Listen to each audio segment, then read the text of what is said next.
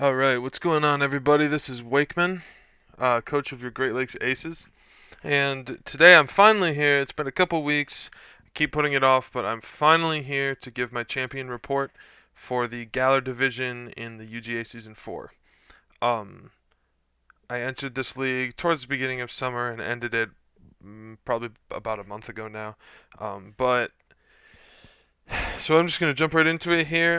The draft format was just standard snake draft. It was 14 people. I was third pick overall, which was pretty good. I was pretty happy with that. It's close enough to the wheel, and it's early enough that I could grab a lot of stuff. So we had 11 picks. You can see the point values and stuff there if you wish. Um, the main thing that I was targeting this draft was value. There were tons of value pieces. I'll talk about them all individually later, but particularly B tier Iron Jugulus, which was so insane, and I told everybody that it was too low, and hopefully now people believe me and people don't think I'm insane for that. But C tier Haxorus might have been in the right spot, but it still just felt like really, really high value.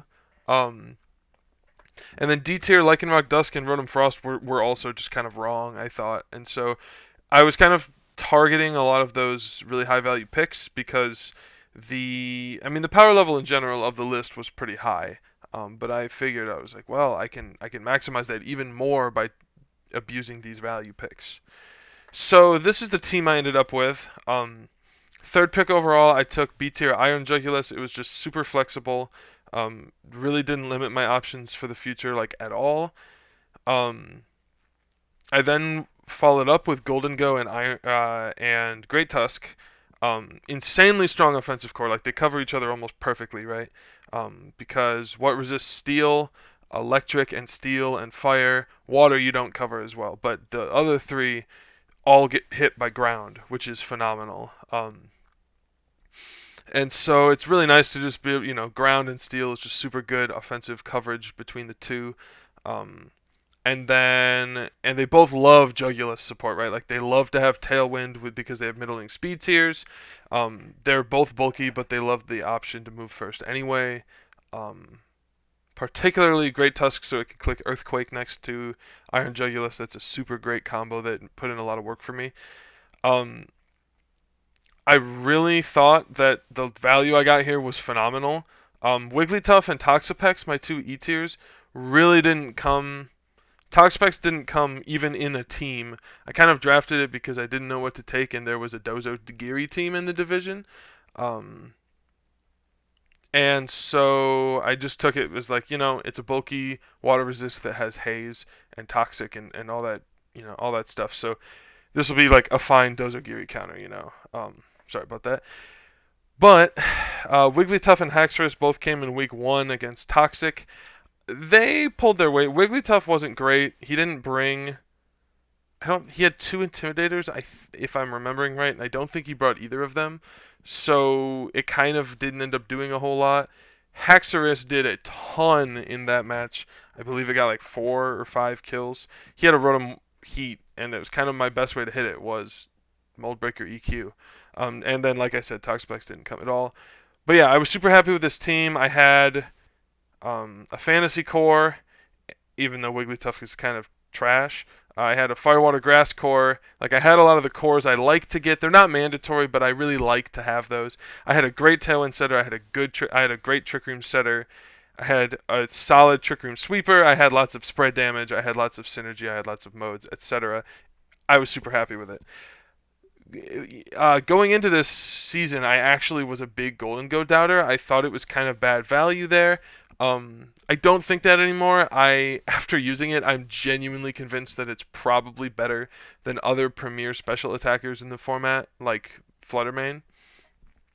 I really, really do think that this mon is so insanely broken. Um, but yeah, I no longer doubt that. So this division was one of the most insane divisions I've ever been a part of in terms of quality of coaches. I've listed some here, um, but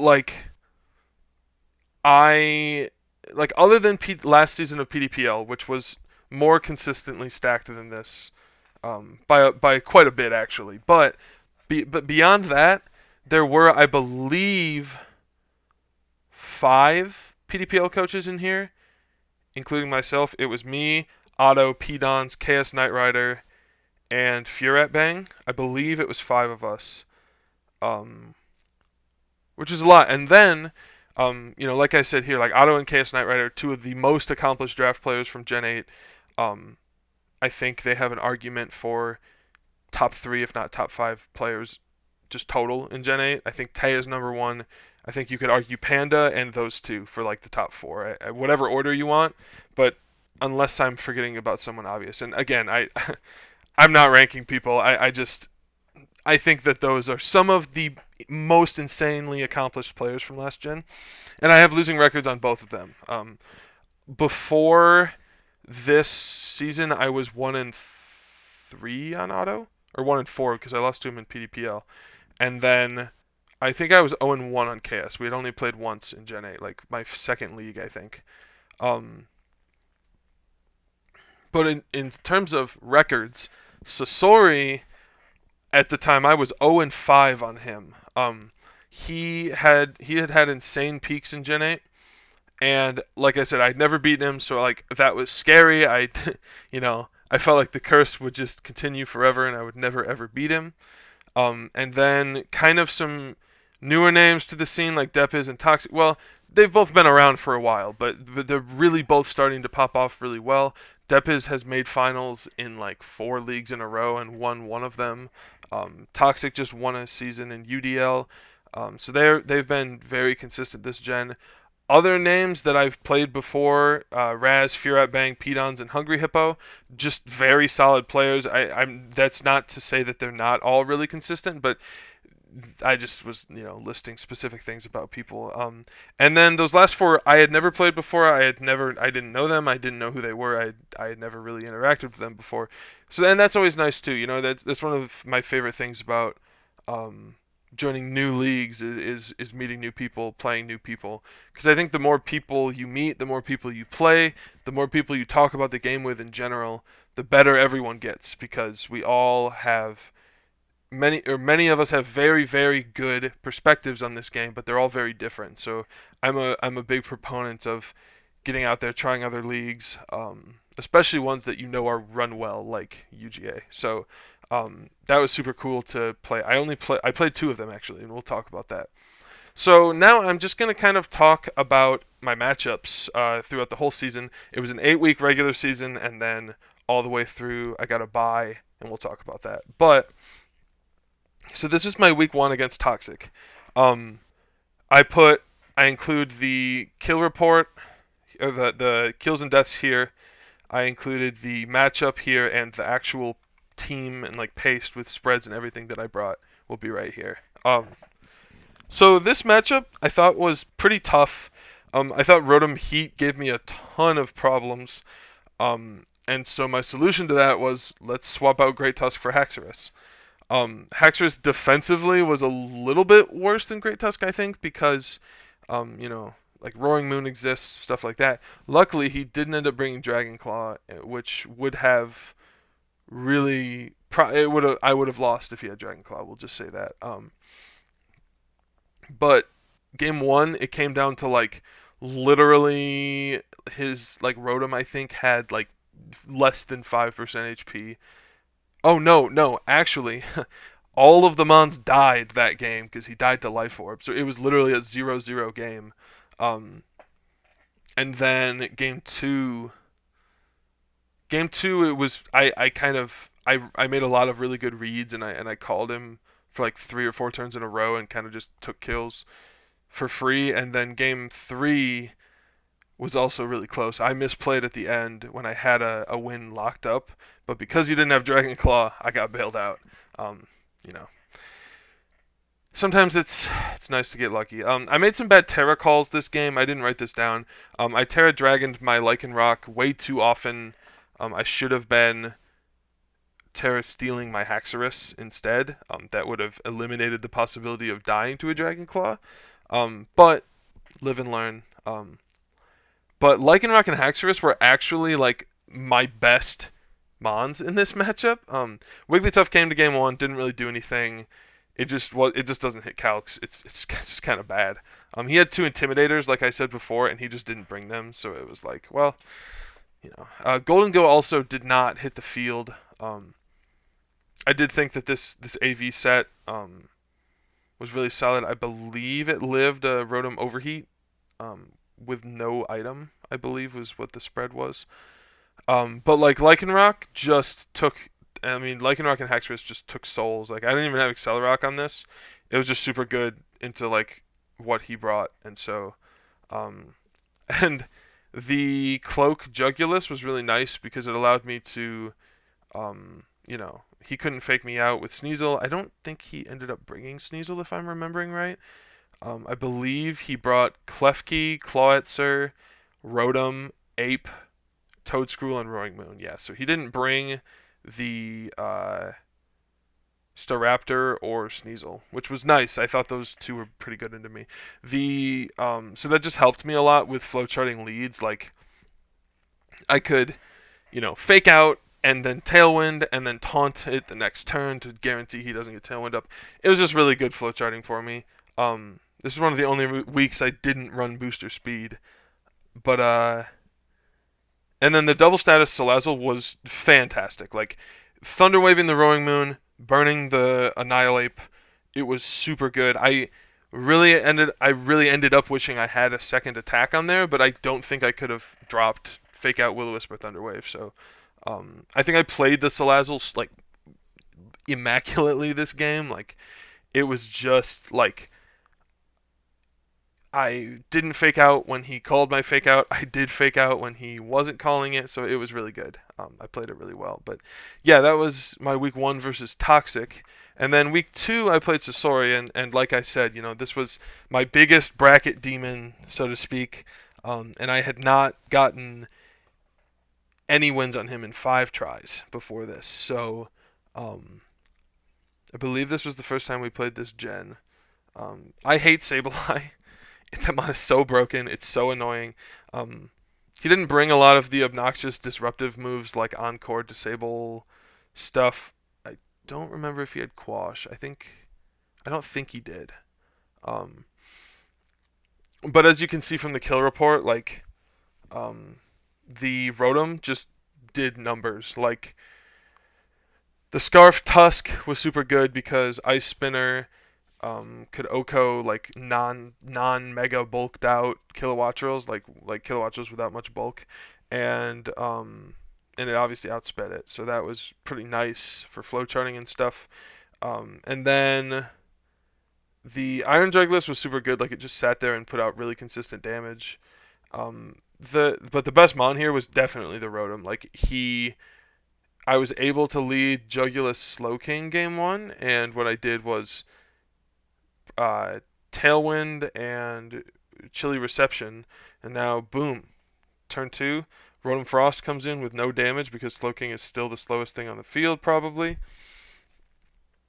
and then you just get to spam Blizzards under Hail with Tailwind up. It was fantastic. It was so good here. Lycanroc was really good in the back too.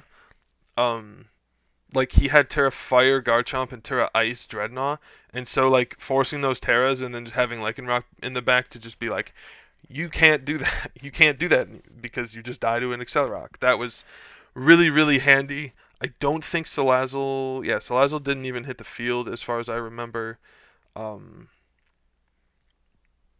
But yeah, definitely the MVP here was Rotom, even without Hail. Like I think games 2 and 3 I brought it with no Hail, and it still just did a lot of work. Game 2 I had to make a call. Would he Terra his Kilowattrel to resist Scarf Ice Spinner, or would he not Terra? I called that he wouldn't Terra, and he did, so I lost. But that being said, I think that's all I've got to say about this matchup. I mean, yeah, this was just like it was really cool to start off with these two matchups because it really allowed like some of my secondary attackers beyond Great Tusk and Golden Go to shine, and like Golden Go didn't even come here, but it just showed me like everything on my team can do it. Like everything on my team can do something, except Wigglytuff. That mon is garbage. I'm the biggest Wigglytuff hater now. But yeah, I was super happy with the performances from Lycanroc, Rotom, and Haxorus these first few weeks. So then we move on to week 3 versus Hippo. This was another game 3 set. It was very back and forth. The games I won, I kind of just set Tailwind and let Golden Go run. Golden Go got only 3 kills, but it got a ton of kills um, from like, or it got a ton of damage off with Make It Rain. It didn't always pick up kills because he did have quite a few resists. He didn't bring the Excalibur, which was super awesome for me. It kind of showed me that I had to be really cautious with how I piloted this team in front of like bulky endgame mons like Hippowdon, because there weren't a ton of them drafted here, but Hippowdon gave me some really big issues in the late game. So it was like nice to learn that early season, like really be watching out for those kind of mons. Fletchinder did some pretty considerable work here. It was nice for him to be able to set up Tailwind and like keep it. And then yeah, really this was just a battle of like, can I get enough kills? I think I 4-0'd game 1, and then he Hippowdoned me game 2, and then game 3 it was a lot closer. But I did end up winning. So um but yeah, that was the one. I'm struggling to remember this one as well, but that's just about the gist of it. And this 6 was like would come to kind of be the standard. Swapping one of those bottom 3 out for Salazzle every now and then and Arboliva. But those top 3, I believe from here on out, I think Jugs, Tusk, and Golden Go come every week. So moving on to week 4 versus Raz. So this was the week I forgot to bring Shiny Salazzle, and if anyone knows me, you know that's extremely off-brand for me. But I love Overheat on Salazzle. I think Overheat is such a cool move. When you have other options, I'm not a fan of like Rotom Heat that only has that for fire move, but this was another week where I didn't bring Booster on Iron Jugs. But if I remember right, I just like Golden Go just put in the most work here. Even though Grey Tusk got more kills, um, Golden Go just kind of like, I didn't even bring Jugulus or Rotom Frost. I just kind of like, because my team was, he didn't bring a lot of his fast stuff. Or like he brought Bundle and Valiant, but they kind of just died to Rotom or Golden Go. So it was like, it just made it really hard for him to do anything. So that was really nice. I think Salazzle did some stuff. Yeah, it killed a Berserker, burned Iron Thorns. Um, but yeah, like I think this was more of a Golden Go week than anything. Like he really had very limited. Um, he really had very limited answer like switch-ins for it. Like his only steel resists being Pincurchin, Berserker, which does not eat a Specs Make It Rain very well at all. And Camerupt, which eats it okay, but still like probably takes almost half if I'm remembering right. And then being able to trick and lock the Spiritomb into Trick Room was super nice. But yeah, that was this one. This was my first set that wasn't Game 3. I played this right before I left for Milwaukee Regional, and then I played week 5. Unfortunately, we had some scheduling complications. I don't remember all the details. It sucked, but I ended up taking the forfeit win because he just couldn't schedule it, and I wasn't trying to schedule weeks out. But I wanted to show this Payston matchup. Just to talk about it for a minute. Like I think that in general, like fire moves and fairy moves into this team seemed pretty solid. So like Terra Fairy, Choice Band, Play Rough from Lycanroc has a very, very, very high probability to OHKO Iron Hands. They can invest to live it, but it takes almost max defense. So like it's pretty hard, and its most realistic, like reasonable, practical Iron Hand sets are not gonna live that very comfortably. So that was pretty nice. And then Accelerock was nice for Chen Pao. Great Tusk could handle most of these things really, and Terrafire Terrablast handled like the the Scizor and the Rotom Mo. But yeah, I mean, I didn't really flowchart for this super well because it got forfeited, but I had the team built and I just wanted to show this matchup. So then next up we played Pedon's week 6, and I can pretty safely say I'm pretty sure this was my worst on paper matchup of the entire season. Um, it was very, very difficult for me to deal with Flutter Chi leads. Um, it just puts out so much damage. Like, yeah, I can set Tailwind, but if he's booster speed and so am I, then I still kind of lose that. And so it just becomes really difficult to. Um, it just becomes like super hard to like get any speed control going because he just kills me. So um so kind of the game plan here ended up being like Trick Room seems okay because Arboliva can handle Mudsdale, and then the Terra Ground Earth Power meant it could handle Dragalge. Um, I never ended up setting Trick Room, but Slowking and Arboliva did do a little bit of work. Slowking came in game 3, and Arboliva came to games 2 and 3, I believe. Um, but yeah, pretty much I ended up he ended up leading on his TR mode, in which and kind of trapping me in with either Serena or Tauros to like intimidate me or stop me from clicking priority, stuff like that. Um, excuse me. And then eventually, what won me the game was that he was just slow playing a lot, like playing. He wasn't taking kills fast enough, and so even though he had the speed control advantage, I was able with my really bulky Great Tusk with Terra Fire to just kind of like sit there and click Earthquake next to Jugulus and Snarl, and it just meant my survivability kept going up turn by turn. I kept chipping him down so that when Trick Room was down, Gothitelle couldn't get it back up because it was too low. So that ended up being kind of what won it for me. Um, I actually screwed myself over game 1, I think, by Thunder Waving Chi-Yu, and then he set Trick Room, so that was rough. Um, but yeah, I mean, Serena was a pretty big problem here, but he didn't have very much offensive investment on it. So he like his high jump, helping hand high jump kick did like 15% to Great Tusk or something 20, something in that range, something ridiculously low. Um, but yeah, I mean, that was this matchup. Like again, I thought it was super hard, and so I was super super happy to pull out the win here. I just played it really consistently, and I guess Golden Go didn't come this week either. But moving on here, we have week 7 versus Cam. This was another Golden Go week. Like when I see a team like this, I'm like, okay, he has slow mons, but there is no Trick Room setter here, and his Tailwind is like not good. It's Vivillon or Frostmoth, and so I'm like thinking, okay, in prep, if I can get Tailwind up with booster speed Iron Jugulus, which I absolutely can here,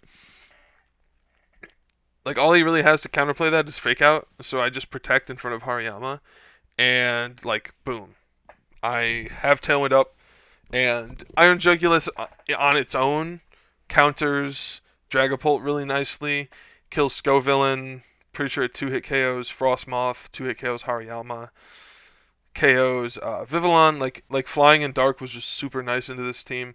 King Gambit provided me some big problems. Like really strong priority, and I let him. I admittedly made some bad plays and let him get up Swords Dances, both games. So it almost went very badly for me. But I believe he accidentally brought the wrong team. Um, sorry about that call. But yeah, like I said, like it was very easy for me to keep speed control up, and so the fast mode pretty much went uncontested. Like he kind of just couldn't check it, and so Golden Go just did tons of damage, and it was really awesome.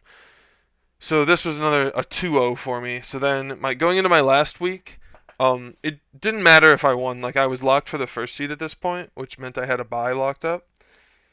But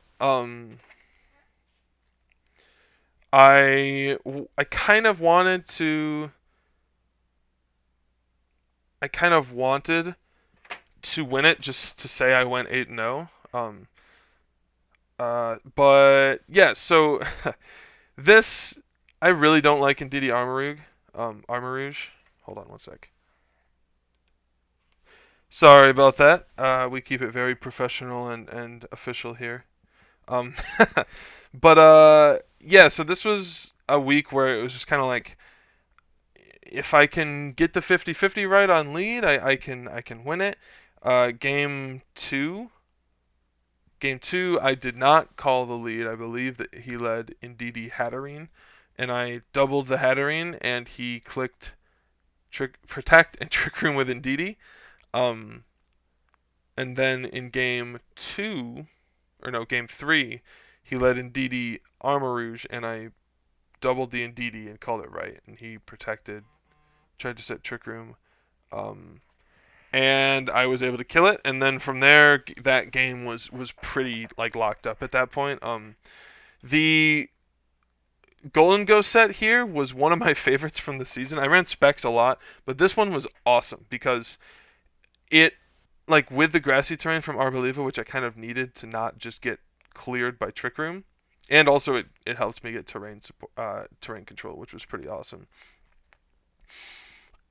The Golden Go set with lefties and terrain recovery, holy cow, dude! Like I switched it in on like a liquidation from Barrascuda, I believe, and it proceeded to like I protected, attacked, protected, attacked, protected, and like in like 3 turns I was back to like full. It was so insane, and I got a nasty plot up in that time too. So like Make It Rains were just annihilating literally everything. Um, but yeah, this set was I thought one of the better sets I played this season, even though I do really, really, really hate Indeedee Armor Rouge. But it was a really great season, or way to end my regular season with a good match, and meant I ended 8-0. So this is kind of a joke, kind of a real thing for me. The undefeated curse, it's something I've seen a lot, and it's mostly a joke. Like it's mostly just superstition, right? But I've seen a lot of people go undefeated in regular season and then kind of get dunked on in playoffs, and so I was really hoping that this wasn't going to happen to me, which is why I had mixed feelings about finishing at 8-0 when I didn't really have to. Um, but so that meant as the 1 seed, I had a bye through round one of playoffs, and so Depiz played Sasso, the 3 versus 6 seeds, and Otto played Chaos Knight Rider, 4 versus 5, and I had to play the lowest remaining seed, who after that round, and so it was 3rd seed Depiz versus 4th seed Otto. So I had to play Otto. So this was the matchup here. I believe I have two. Yeah, I have 2 slides for this. So this matchup was very, very interesting. So he had actually a lot more ways to outspeed Iron Booster Iron Jugulus than most teams had. Um, I ended up foregoing like like tons of speed investment I would normally bring just for more of a bulky set. Like I ran a lot of bulk on this Iron Jugulus, but he could run Scarf Jolteon. He could run like speed boosting Walking Wake with max speed Timid would outspeed me by 1 point. Um, and he could also run Sawsbuck, although I was not really expecting Sawsbuck to be a thing here. Um, but the Trick Room mode also gave me a lot of issues. It was kind of hard for me because I ran Mox with Flamingo for this one. Shout out Flamingo. Um, I ran Mox with Flamingo for this one, and I found it kind of difficult to deny Trick Room when he had like Mimikyu Morgrim lead. But as you can see from the report, he didn't actually end up bringing Morgrim, so that was pretty nice. But the Acid Spray Salazzle set it was the first time I had brought it, and it was so insane, man. Like I could, if for any Terra that wasn't Terra Steel, I could Acid Spray the Mimikyu. I could Terra Ghost Salazzle if he has Morgrim on lead, so he can't fake me out. I can Acid Spray, Break Disguise. He's now at -2. A +2 Shadow Ball, or not +2, a Specs Shadow Ball from Golden Go when Mimikyu's at -2 will always kill unless it is a like a type that resists Ghost, so just Dark or Normal, and that those didn't seem particularly likely. Steel seemed semi-likely, but with Salazzle and Great Tusk on my team, I kind of wasn't really expecting that. Um, but that was kind of the main way I had to stop Trick Room. So in mocks, I had Flamingo and I identified that Golden Ghost Salazzle was the safest lead. Um, it wasn't as good into like a Sun fast mode lead as like Iron Jugulus Great Tusk was, or like Salazzle Iron Jugs, something like that. It wasn't as consistent into those leads, but having Tailwind in the back was super helpful because I could, if he did bring Scarf Jolteon, if he did bring Max Speed Timid, Booster Speed Walking Wake, I could position Iron Jugulus in a way that I could get it in after those things are not on the field, get Tailwind up, and then I'm chilling. So game one, the lead lost really hard. Like I got outplayed really hard by his fast mode, but I ended up I ended up just bringing Tusk and Jugulus in and just like KO, and just like cleaning up from there. So that was like super nice, but I knew that the lead didn't work. It made me question the lead. However, I knew that the possibility of Trick Room, the possibility of a Trick Room lead, meant I really kind of had to lead Golden Ghost Salazzle. Even though he didn't bring Morgrim, it was still by far my most consistent way to stop it.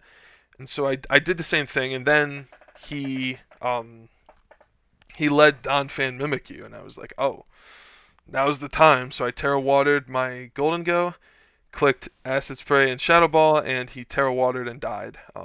So that was like the ideal turn one, and he did slightly less than half to my so he was 3-hit KOing my Terra Water Golden Go with Donphan, which was a really good calc to know.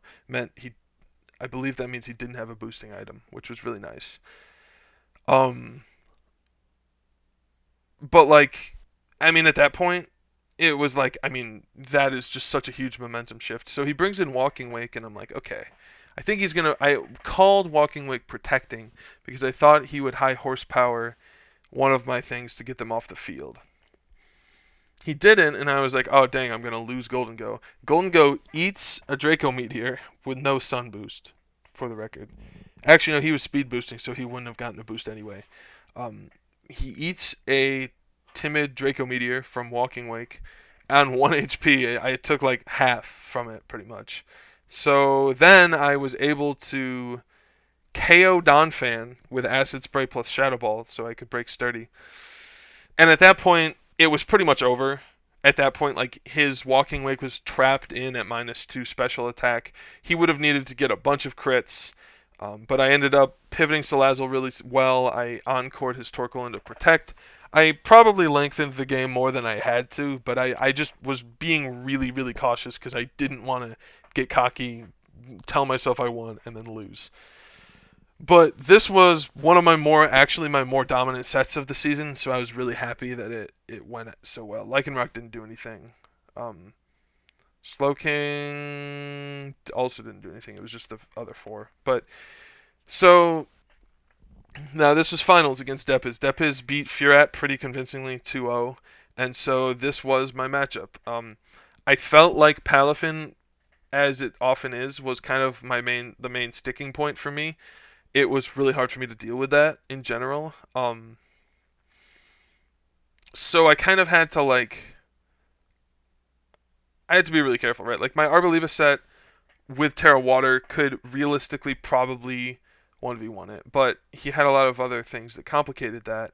The Slowking, Arboliva Slowking mode looked good, but Mox, as I wrote here, kind of showed me that it was hard to keep the momentum going. Like I would get Trick Room up, and then um and then it was hard for me to like get kills at that point because I needed Salazzle to get Trick Room up. So I did end up making the switch to Eject Pack for that, with enough bulk to live a um, max attack adamant baby Palafin jet punch. So Arboliva and Slowking were like pretty much mandatory. I considered Toxapex but decided it didn't do enough.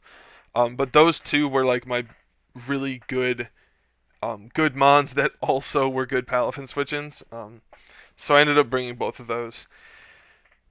And then the sixth slot was really hard, and I went back and forth on this a lot in mocks with Toxic. Shout out Toxic. Um, and I ended up locking in with Salazzle. I had a banded Lycanroc set, and I had a Sash like Quick Guard kind of hybrid support set. I was leaning towards the banded set because it just was offensively so good, but I ended up going with Salazzle because without the fake out support, the Trick Room mode kind of just like didn't feel usable, and so I kind of wanted to be able to like I kind of wanted to be able to like not have those two mons just be like wasted slots. And as you can see, Palafin ended up getting 7 KOs on me in 3 games, so like it was very very very strong. But then into the game, into the set, game 1 was super close. Golden Go lived on like 9 HP and ended up cleaning up with Scarf Terra Blast. He got a special attack drop on my Golden Go, and I lived on 9, and I was like, dude, I don't know if this Terra Blast kills the Florges, and it did. I assume it barely did, but it did. So I was able to lock game 1 up. Crazy, crazy game. And then game 2, it was less close. He got a special. I went my Trick Room mode, and I got Trick Room up. I burned his Palafin, and I just killed his Breloom. So like I was like, oh man, this is great. You know, like how do I lose this? But then he ended up getting a really really crucial special attack drop on Arboliva, and I'm not gonna say that I guaranteed won it, but he without that, but it kind of was the nail in the coffin for me. I just Arboliva. I needed Arboliva to do a lot of damage there, and it just wasn't doing that. And so, he also played his Iron Treads very, very, very risky. He left it in under Trick Room in front of Hydro Pump Slowking, like multiple turns, and I just kept over predicting. But then he ended up, getting Iron Defense up. Iron Treads kind of just tore through me in the end game. But then game 3, we were back to a very, very close set. I went back to the fast mode with Tusk and Jugulus, and I put out enough early pressure, like it was just hard for him to switch into those things, that like the Palafin coming in the back didn't have enough time. There was a pretty crucial turn where he switched in Palafin into a crit air slash and a Spadef drop Shadow Ball. That was a big deal. Was it absolutely game breaking? I don't think so, because I think without the Spadef drop, he was still probably in range of 2 Shadow Balls. So I think it was still like winnable, but I think the crit helped a lot. And it made him have to kind of switch it out, and so that was definitely fortunate for me. But and then Salazzle ended up getting a really crucial overheat KO on Terragrass Volcarona. And he had some really good calls in the I definitely had the advantage from turn 1 because I air slashed his Breloom and clicked EQ and did like half to Florges. And so I was in a really great position, and he played it very extremely well. Made some very good protect calls, but I was able to clutch it up in the end game, thankfully. But that being said, I just want to talk a little bit about some of these Pokemon, and then I will be done because I'm at almost 40 minutes already. So first off, Iron Jugulus and Salazzle, definitely the glue pieces on this team. I included some of the utility stuff. I mean, I didn't say Tailwind on Jugulus because that feels pretty obvious, but they enabled the fast modes, both of them. Salazzle was very good for helping my Trick Room mode function. I'm a huge fan of fast fake out. Um, with a budget Trick Room core because it helps you with your Trick Room core and can be a fast mon in your fast mode, which is really nice. Especially when they have a pivot move, um, something like U-turn, parting shot. In this case, it was eject pack with overheat. But they're both super flexible. Both can do a lot of damage, and that's really it for those. Great Tusk and Golden Go were definitely the biggest damage dealers. I think Iron Jugulus was my regular season kill leader, but I think that's just simply because it was on the field the longest, and it often was playing cleanup for these two, clicking spread moves, and then it picks up with Air Slash or Dark Pulse. But these two were the main damage dealers. They put out a lot of damage. The spread damage from both of them was really nice. Um, and like if a team didn't have like very either a large amount of ground or steel resists or very good ground or steel switch-ins, it was just like boom, I'll bring Earthquake, I'll bring Make It Rain. They can't do anything about it. Like Specs Make It Rain does have to resist like very commonly. And so it's like it's very difficult for Pokemon to switch into that thing. Um, and they're both really bulky. So like their middling speed tiers suck, but because their bulk is so good, especially when you put an AV on Great Tusk, it's like, I mean, like it doesn't even. Sometimes it didn't even matter if I didn't get my speed control up, which I usually did. Iron Jugulus is the goat, but yeah, I mean, they just lived hits and hit back harder anyway, even if I was out of position. So that was super cool. I love these Pokemon.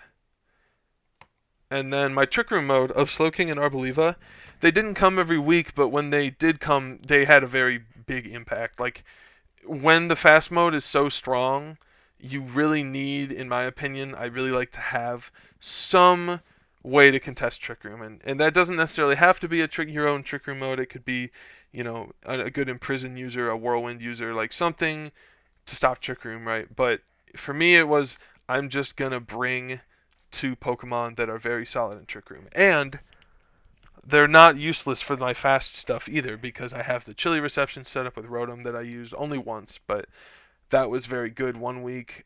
To me, if it wins a set, it was worth drafting. At the very least, like there can be things that don't win that were still worth drafting, but if something wins, I consider it like that was worth my pick. Just one set, that's all it needs for me. And then these three, Lycanroc, Rotom, and Haxorus, they were kind of like my secondary attackers. They were really good in specific matchups. Mainly, if Blizzard looked good, I would bring Rotom.